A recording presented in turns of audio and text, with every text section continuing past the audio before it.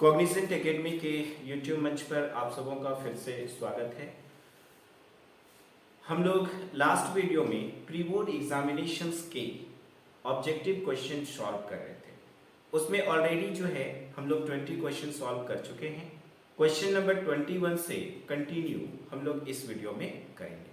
आइए देखते हैं क्वेश्चन नंबर 21 क्या है। जो कोई भी इस वीडियो को देख रहे हैं तो इस वीडियो के पहले अगर आप पार्ट 1 को देख लेंगे तो ये आपके लिए बेहतर होगा, आपके समझ के लिए बेहतर होगा। तो आइए देखते हैं क्वेश्चन नंबर 21 क्या कहता है, उसका आंसर क्या होगा। क्वेश्चन नंबर 21 है the angle of minimum deviation for thin prism of refractive index mu is. तो यहाँ पर देखिए आपने पढ़ा होगा कि जो एंगल ऑफ डेविएशन डेल्टा है इसकी वैल्यू जो है वह म्यू माइनस 1 इंटू ए होती है। तो अगर आप इसमें ऑप्शंस को ढूंढने जाएं तो आप देख रहे हो कि 1 माइनस म्यू इंटू ए है, ये ऑप्शन हमारा गलत है। म्यू माइनस 1 इंटू ए स्क्वायर ये भी गलत है। अगर हम लोग यहाँ पर देखें क्वेश्चन नंबर 21 का ऑप्शन नंबर 3, तो ऑप्शन नंबर 3 जो है इसमें हम लोगों को दिख रहा है म्यू प्लस 1 इंटू ए। यहाँ पर दिया गया है वो प्लस है, ठीक है, यहाँ पर दिया गया है। हो सकता है आपको दिखाई ना दे रहा हो, मुझे तो नहीं दिखाई दे रहा, हो सकता है आपको भी प्रॉब्लम हो। तो यहाँ पे देखिए म्यू प्लस 1 इंटू ए, ये भी आंसर जो है गलत है। आप देखिए ऑप्शन नंबर 4 में यहाँ पर म्यू माइनस 1 इंटू ए है और यही ऑप्शन जो है हमारा करेक्ट होगा। तो क्वेश्चन नंबर 21 का सही ऑप्शन जो है वह क्वेश्चन नंबर 4 में निहित है। तो इस तरह से 21 का सही आंसर हमारा ऑप्शन नंबर 4 होगा। नेक्स्ट क्वेश्चन है question number 22, which of the following is the path difference for constructive interference। ये जो कंस्ट्रक्टिव इंटरफेरेंस है ना, उसके लिए पाथ डिफरेंस की वैल्यू जो है कितनी होनी चाहिए। तो यहाँ पे देखिए which of the following is the path difference for constructive interference, और हमने आपको बताया भी है, ठीक है, जो हमारा ऑफलाइन क्लासेस है उसमें, कि जो कंस्ट्रक्टिव इंटरफेरेंस है उसके लिए जो कंडीशंस होते हैं उसमें पाथ डिफरेंस की वैल्यू जो है वो कितनी होनी चाहिए, तो n लैम्डा होनी चाहिए, राइट। तो क्वेश्चन नंबर 22 का जो सही आंसर होगा वह होगा n लैम्डा, जो हम लोगों को ऑप्शन नंबर 3 में देखने को मिल रहा है। अब आते हैं क्वेश्चन नंबर 23 पर।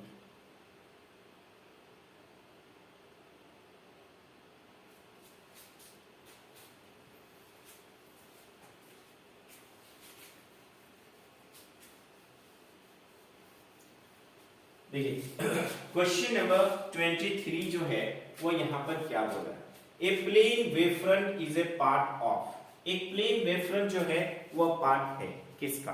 तो सबसे पहले आप समझिए कि वेवफ्रंट क्या है। तो एक continuous locus of all the particles in the medium which are vibrating in the same phase. Suppose करिए कि एक सोर्स ऑफ लाइट जो है यहाँ पर है, राइट, एक पॉइंट सोर्स है या स्फेरिकल सोर्स है। तो आप क्या जानते हो कि जो लाइट है जब सोर्स से निकलेगा तो वो मीडियम को डिस्टर्ब करेगा इन ऑल डायरेक्शंस, और ये ट्रेवल करेगा कितनी वेलोसिटी से, तो with the velocity of light, और जो वेलोसिटी ऑफ लाइट है वह कितनी होती है, तो 3 × 10⁸ मीटर पर सेकंड। तो मान लो कि वेलोसिटी जो है वो सभी डायरेक्शन में सेम है, तो t समय के बाद अगर हम लोग देखेंगे तो जो लाइट है वो इक्वी डिस्टेंस पे पहुंचेगा। तो इक्वी डिस्टेंस पर जो भी पार्टिकल्स यहाँ पर मिलेंगे they all are vibrating in the same phase. तो इनका जो कंटिन्यूअस लोकस होगा, इस कंटिन्यूअस लोकस को ही हम लोग किस नाम से जानते हैं, वेवफ्रंट कहते हैं। और जहां तक सवाल है वेवफ्रंट का, तो ये जो वेवफ्रंट है वह सिंपल 3 तरह का होता है। एक को हम लोग बोलते हैं स्फेरिकल वेवफ्रंट, एक को क्या बोलते हैं, स्फेरिकल वेवफ्रंट बोलते हैं। दूसरा जो है इसको हम लोग बोलते हैं सिलिंड्रिकल वेव फ्रंट, और तीसरा जो है इसको हम लोग बोलते हैं प्लेन वेव फ्रंट। तो यहां से एक क्वेश्चन जो है आमतौर पे पूछने का ट्रेंड है ऑब्जेक्टिव में, तो हो सकता है क्वेश्चन चेंज कर दे, लेकिन क्वेश्चन जो है पूछेगा जरूर। तो आपको कुछ भी पूछे आपको आंसर आना चाहिए, इसलिए मैं इसको थोड़ा सा डिटेल में बता रहा हूं। स्फेरिकल वेव फ्रंट, अगर सोर्स जो है पॉइंट सोर्स हो या स्फेरिकल सोर्स हो तो जो वेव फ्रंट बनेगा उसका शेप जो है वो स्फेरिकल होगा, दैट्स व्हाई उस वेव फ्रंट को हम लोग स्फेरिकल वेव फ्रंट कहते हैं। दूसरा जो है वो सिलिंड्रिकल वेव फ्रंट है। सिलिंड्रिकल वेव फ्रंट क्या होता है, तो अगर सोर्स ऑफ लाइट जो है इस तरह से लीनियर है, देन दैट टाइम अगर हम लोग इक्वी डिस्टेंस पे अगर पोजीशंस देखेंगे तो ये जो इक्वी डिस्टेंस पे जब पहुंचेगा तो ये सारे के सारे जो हैं, ठीक है, जो कि सेम फेज में वाइब्रेट करेंगे, ये एक सिलिंड्रिकल शेप में होंगे। दैट्स मींस कि जो वेव फ्रंट बनेगा वो सिलिंड्रिकल शेप का होगा, दैट्स व्हाई इसको हम लोग सिलिंड्रिकल वेव फ्रंट कहते हैं। अब यहाँ पे अगर हम लोग प्लेन वेव फ्रंट की बात करें तो प्लेन वेव फ्रंट जो है कोई नया वेव फ्रंट नहीं है, वह आपका स्फेरिकल वेव फ्रंट या फिर जो सिलिंड्रिकल वेव फ्रंट है उसी का पार्ट है। दैट मींस कि जो सोर्स ऑफ लाइट है वो चाहे स्फेरिकल हो या फिर लीनियर हो, डजंट मैटर, लेकिन वह अगर हमसे काफी डिस्टेंट प्लेस पर है तो उस परिस्थिति में अगर हम लोग एक छोटे से सेक्शन की बात करते हैं उस वेव फ्रंट का, तो उसका शेप जो है वो चूंकि प्लेन सेपरेट होता है, दैट्स व्हाई उसको हम लोग प्लेन वेव फ्रंट कहते हैं। तो यहाँ पर अगर आप देखो ये हो गया हम लोगों का प्लेन वेव फ्रंट। ये क्या है, एक पार्ट है, एक छोटा सा हिस्सा है किसका, स्फेरिकल वेव फ्रंट या सिलिंड्रिकल वेव फ्रंट का। तो अब आते हैं क्वेश्चन पे। A plane wave front is a part of spherical wave front, cylindrical wave front और बोथ 1 and 2। तो आपने आंसर जो है वो तो जान ही गए होंगे कि यहाँ पर आंसर जो है वो क्या होगा, बोथ 1 and 2, क्योंकि ये जो आप देख रहे हैं प्लेन वेव फ्रंट, ये प्लेन वेव फ्रंट जो है वो कोई नया वेव फ्रंट नहीं है। तो चूंकि जो आपका प्लेन वेव फ्रंट है वह क्या है, पार्ट है, चाहे स्फेरिकल वेव फ्रंट हो चाहे सिलिंड्रिकल वेव फ्रंट हो, है ना, उसका एक छोटे से सेक्शन की अगर हम लोग बात करते हैं तो उसका छोटा सा सेक्शन जो है इस तरह का एक प्लेन सेपरेट होता है, दैट्स व्हाई उसको हम लोग किस नाम से जानते हैं, तो प्लेन वेव फ्रंट कहते हैं। तो प्लेन वेव फ्रंट जो है पार्ट है, तो both spherical as well as cylindrical wave front का। नेक्स्ट क्वेश्चन है, the phenomenon of interference is based on. तो यहां पर जानिए कि जो फेनोमेनन ऑफ इंटरफेरेंस है वो बेस्ड होता है कंजर्वेशन ऑफ एनर्जी पे, यानी कि ये फॉलो करता है कंजर्वेशन ऑफ एनर्जी को। याद रखेंगे जो फेनोमेनन ऑफ इंटरफेरेंस है वो बेस्ड होता है किस पर, तो कंजर्वेशन ऑफ एनर्जी पर। ये था क्वेश्चन नंबर 24। नेक्स्ट आते हैं क्वेश्चन नंबर 25। तो देखिए यहाँ पर क्वेश्चन नंबर 25 जो है इसमें एक छोटा सा न्यूमेरिकल प्रॉब्लम है, और ये जो न्यूमेरिकल है उसके भी पूछने का ट्रेंड यही है कि इस चैप्टर से पूछा जाता है। तो यहाँ पर देखिए क्वेश्चन जो है वो क्या है, सबसे पहले उस क्वेश्चन को समझेंगे, काफी आसान सा क्वेश्चन है। यहाँ पर है the work function of caesium is 2.14 electron volt. जो वर्क फंक्शन है वो दिया गया है। वर्क फंक्शन क्या है, तो the minimum energy required to emit the electron from the metal surface. एक मेटल सरफेस से अगर इलेक्ट्रॉन को बाहर निकालना है तो जितना मिनिमम एनर्जी की रिक्वायरमेंट होती है उसको हम लोग वर्क फंक्शन कहते हैं। तो निकालना कहां से है, सीजियम एटम से। तो सीजियम से अगर निकालना है तो मिनिमम कितनी एनर्जी की रिक्वायरमेंट होगी, तो 2.14 इलेक्ट्रॉन वोल्ट की। तो थ्रेशोल्ड फ्रीक्वेंसी जो है सीजियम का कितना होगा, ये एक्चुअली हम लोगों को फाइंड आउट करना है। तो देखिए ये जो वर्क फंक्शन है W not is equal to, ये क्या होगा, तो W not is equal to क्या होता है, H न्यू नॉट। यहां पर H जो है वह क्या है, तो that is the Planck's constant. वह क्या है, प्लैंक्स कांस्टेंट, और न्यू नॉट जो है that is the threshold frequency. तो अब अगर हम लोगों को ये निकालना है थ्रेशोल्ड फ्रीक्वेंसी, डायरेक्ट निकालना है न्यू नॉट, तो W नॉट बाई सिर्फ हम लोगों को क्या कर देना है, H कर देना है। समटाइम्स ये जो आप देख रहे हैं W not is equal to HC by lambda से भी अगर हम लोगों को निकलेगा, अगर यहाँ पर लैम्डा नॉट जो है ये हो जाएगा थ्रेशोल्ड वेवलेंथ। तो ये जो थ्रेशोल्ड फ्रीक्वेंसी है उसके बजाय हो सकता है कि आपसे थ्रेशोल्ड वेवलेंथ पूछा जाए, तब ये फार्मूला जो है हम लोग यूज करेंगे। यहाँ पर C जो है वो वेलोसिटी ऑफ लाइट होगा।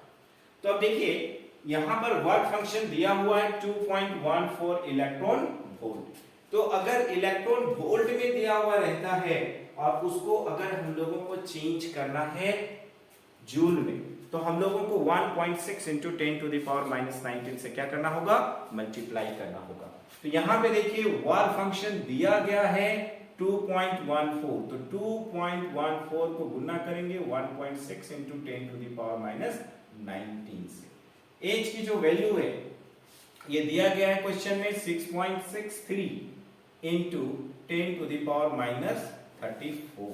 हालांकि ये 6.62 into 10 to the power minus 34 joule second जो है ये होता है। अब देखो यहां पर हम लोगों को इसको जस्ट सॉल्व कर देना है। सबसे पहले 2.14 इंटू 1.6 करेंगे। अगर इन दोनों को मल्टीप्लाई करते तो हमारा आता है 3.424। इन दोनों को मल्टीप्लाई करेंगे तो 3.424 इंटू हो गया 10 to the power minus 19 divided by 6.63 into 10 to the power minus 34। Next step में क्या करेंगे, 3.424 को डिवाइड करेंगे 6.63 से, तो ये हम लोगों को आता है 0.516।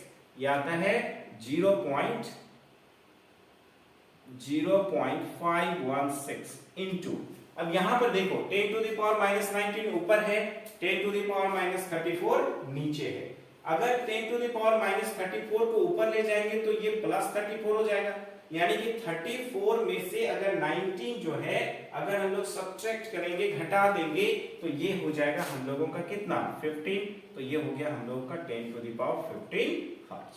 अब आते हैं ऑप्शन में, तो ऑप्शन में आप देख रहे हो कि सब में 5.16 है, तो उसी फॉर्म में हम लोगों को यहाँ पर चेंज करना है। अगर इस पॉइंट को एक पॉइंट इधर शिफ्ट करना है तो हम लोग यहाँ से एक 10 ले लें, 5160, यहाँ पे कितना बच गया 10 टू द पावर 14, 3 के बाद पॉइंट है 1 2 3, ये हो गया हम लोग का 5.16 into 10 to the power 14 hertz.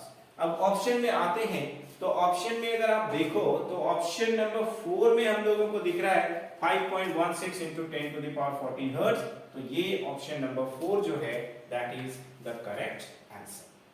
Next one आते हैं क्वेश्चन नंबर 26 पे, बोलता है momentum of a photon of frequency nu is given by. तो मोमेंटम जो है, momentum that means p is equal to mass into velocity. तो वेलोसिटी जो है यहां पर हम लोग वेलोसिटी ऑफ लाइट लेते हैं। अब देखिए एनर्जी E की जो वैल्यू है E इज इक्वल टू, हम लोग क्या जानते हैं, energy E is equal to होता है mc स्क्वायर। तो यहां पर mass m is equal to क्या हो जाएगा E बाई सी स्क्वायर। तो यहां पर अगर मोमेंटम की बात करें तो मास की जगह में हम लोग E बट्टा सी स्क्वायर इंटू सी, एक सी कैंसिल आउट हो गया तो E बट्टा सी आया। अब देखिए यहां पर बात हो रही है एक फोटोन की, और एक फोटोन की जो एनर्जी होती है वो आइदर हम लोग क्या लिख सकते हैं h न्यू या फिर hc बाई लैम्डा। तो यहां पर देखो अगर E का वैल्यू h न्यू है तो h न्यू बाई सी हो जाएगा, या फिर hc बाई लैम्डा इंटू सी, ये कैंसिल हो जाएगा तो h बाई लैम्डा। तो जो मोमेंटम है एक फोटोन का वह या तो हमारा ऑप्शन में h न्यू बाई सी दिया हुआ रहेगा या फिर h बाई लैम्डा। देखते हैं क्वेश्चन में क्या दिया गया है। तो momentum of a photon of frequency nu is, पहला ही ऑप्शन में हम लोगों को मिल रहा है h न्यू बाई सी, तो ये ऑप्शन नंबर 1 जो है यही हमारा करेक्ट आंसर होगा। नेक्स्ट वन क्वेश्चन नंबर 27 क्या बोलता है, if the radius of the first Bohr orbit is r, the radius of second Bohr orbit जो है वह क्या होगा। तो यहां पर देखिए जो r है वह directly proportional to n square होगा।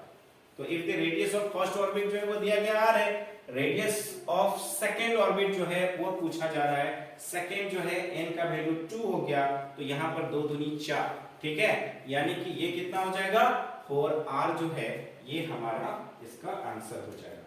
एक्चुअल में जो फार्मूला होता है वो होता है r is equal to n square h square epsilon divided by pi m e square. तो यहां पर देख रहे हो कि r जो है ठीक है वो डायरेक्टली प्रोपोर्शनल होता है n स्क्वायर का, n जो है 2 है तो 2 दूनी 4, ठीक है। तो यहां पर हम लोग सिंपल देखते हैं कि जो radius of second Bohr orbit है वो कितना हो जाएगा जी, तो 4r हो जाएगा। तो ये हम लोग पहुंच गए क्वेश्चन नंबर 27 तक। नेक्स्ट क्वेश्चन नंबर हम लोग 28 से कंटिन्यू करेंगे।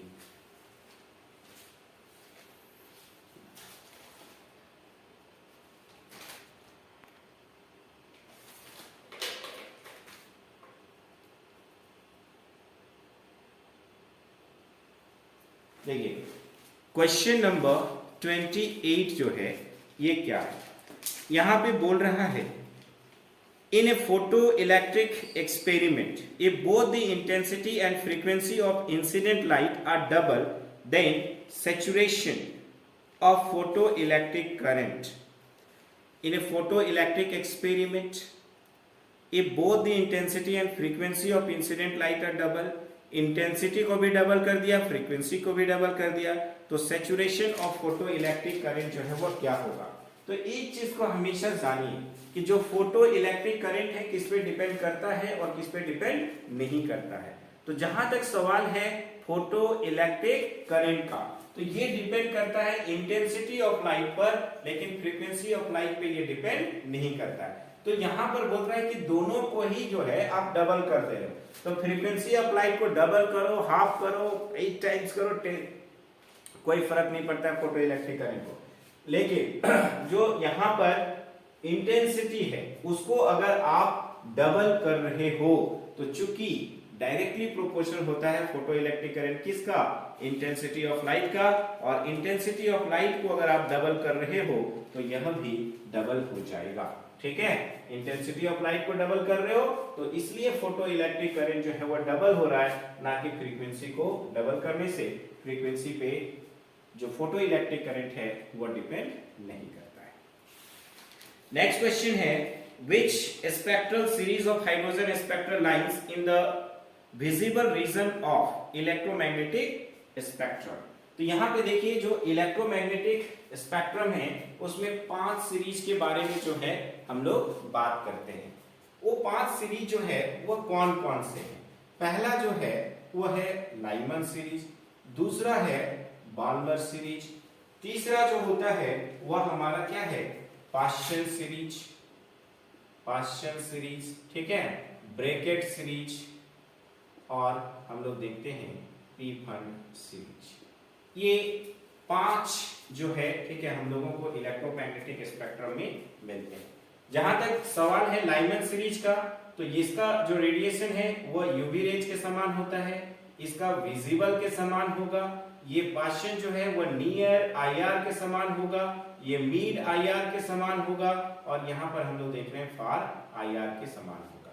तो यहाँ पर पूछा क्या जा रहा है कि which spectral series of hydrogen spectrum lies in the visible region, तो विजिबल रीजन की बात बोलता है तो बार्बर सीरीज। उसी के जगह में अगर अल्ट्रावायलेट पूछता तो लाइमन होता, पाश्चन जो है नियर आईआर होता, और ब्रैकेट जो है वो हो जाता हम लोगों का मिड आईआर।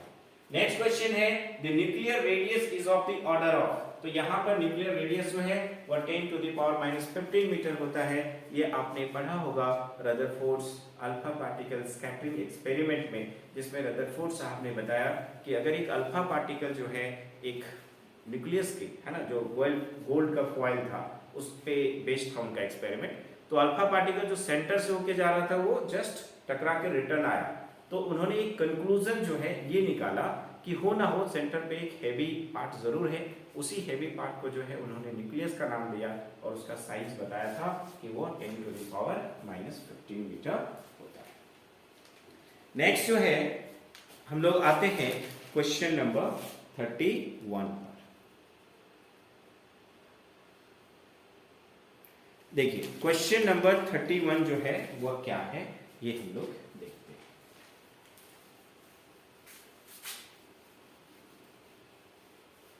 क्वेश्चन नंबर 31, यहां पे देखिए क्वेश्चन नंबर 31 जो है इसमें क्या पूछा जा रहा है, ये बोलता है 1 mu is equivalent to, तो 1 एटॉमिक मास यूनिट जो है 1.66 into 10 to the power -27 kg के इक्विवेलेंट होता है। ये आपको याद रखना है, 1 AMU that means 1.66 into 10 to the power -27 kg। यानी कि क्वेश्चन नंबर 31 का जो करेक्ट आंसर होगा वो होगा हम लोगों का ऑप्शन नंबर 2। अब नेक्स्ट आते हैं क्वेश्चन नंबर 32 पर।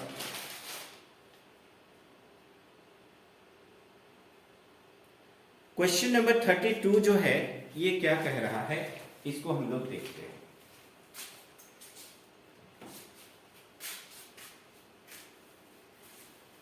यहां है when indium is doped to silicon as impurity the resulting material is। हम लोग क्या जानते हैं कि जो सेमीकंडक्टर है वह दो तरह का होता है। सेमीकंडक्टर जो है वह कितनी तरह का होगा, दो तरह का। एक को हम लोग बोलते हैं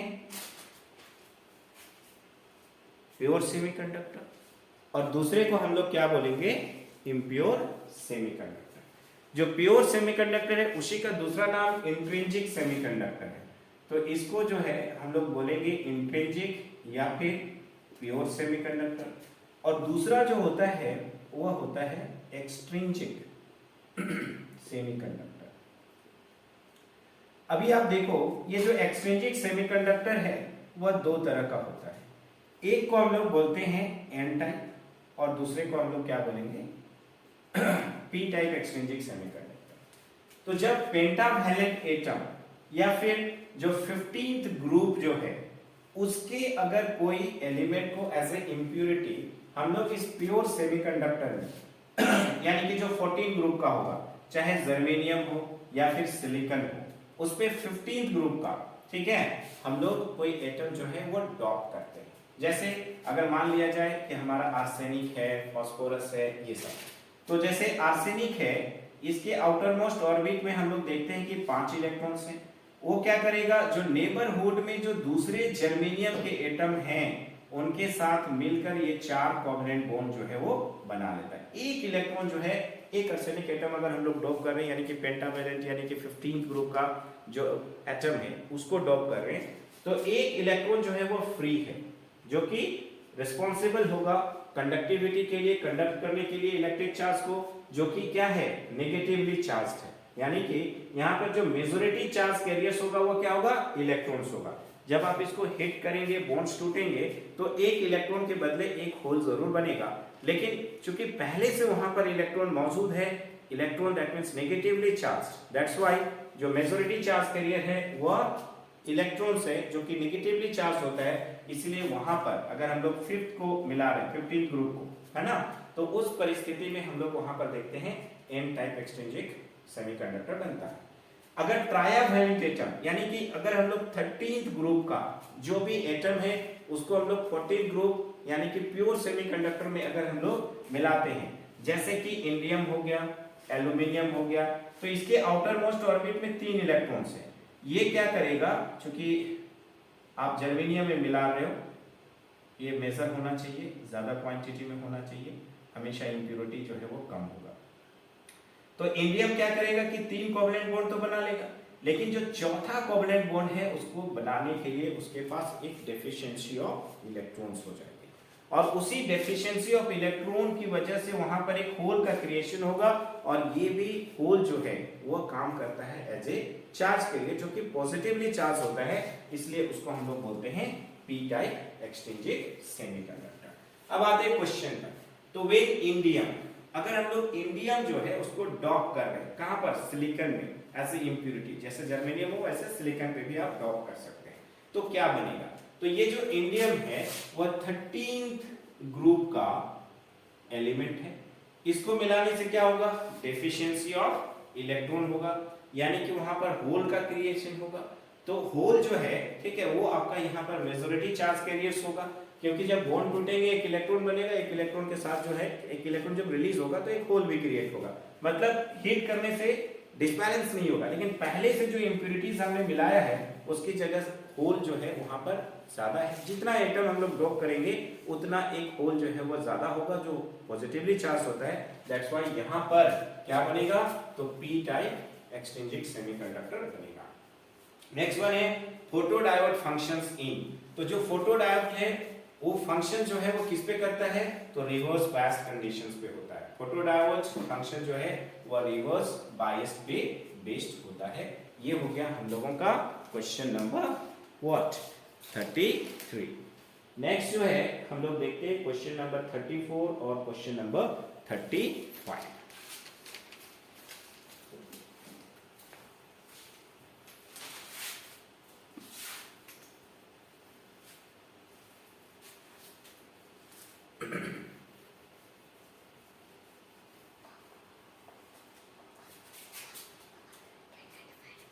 अब यहां पर देखिए नेक्स्ट क्वेश्चन है in a semiconductor electrical conductivity is due to. अभी तुरंत आपको बताया कि जो इलेक्ट्रिकल कंडक्टिविटी है वो इलेक्ट्रॉन्स की वजह से भी होता है और होल्स की वजह से भी होता है। तो इस तरह से अगर हम लोग देखें तो electrons and holes both are the charge carriers होगा। लास्ट हम लोग देख रहे हैं question number 35 forbidden energy gap of a semiconductor is of the order of. तो जानिए ठीक है कि ये जो आपका फॉरबिडन एनर्जी गैप है जर्मेनियम के केस में 0.78 इलेक्ट्रॉन वोल्ट होता है, वहीं सिलिकॉन के केस में ये 1.13 इलेक्ट्रॉन वोल्ट होता है। तो यहां पर राउंड अप में इन दोनों के बीच का लिया जाता है। तो forbidden energy gap of a semiconductor अगर पूछा जा रहा है तो यहां पर क्या होगा 1 इलेक्ट्रॉन वोल्ट होगा। तो ये था फर्स्ट पार्ट जो आपके एग्जामिनेशन में जो पहला पार्ट होगा जो ओए मार्कशीट पे ली जाएगी वो होगा 35 मार्क्स का। नेक्स्ट 35 जो होगा वो आपका सब्जेक्टिव क्वेश्चंस होगा। सब्जेक्टिव क्वेश्चंस की प्रिपरेशन के लिए ऑलरेडी मैंने बहुत सारे वीडियो जो है बनाया है, ठीक है, जो आपके एग्जामिनेशन पॉइंट ऑफ व्यू से बेहद इंपॉर्टेंट है। कमोबस जो है सारे क्वेश्चन जो है वो हमारी वीडियो से ही आएंगे और जो जितना समय बचा हुआ है उसमें और भी वीडियो जो है ठीक है मैं बना के डालूंगा। तो कम से कम एग्जामिनेशन से पहले ये सारे वीडियोस ये सारे क्वेश्चंस की आपकी प्रिपरेशन जरूर होनी चाहिए to get maximum marks, right. तो इस वीडियो में इतना ही। Thank you for watching my this video. Thank you very much.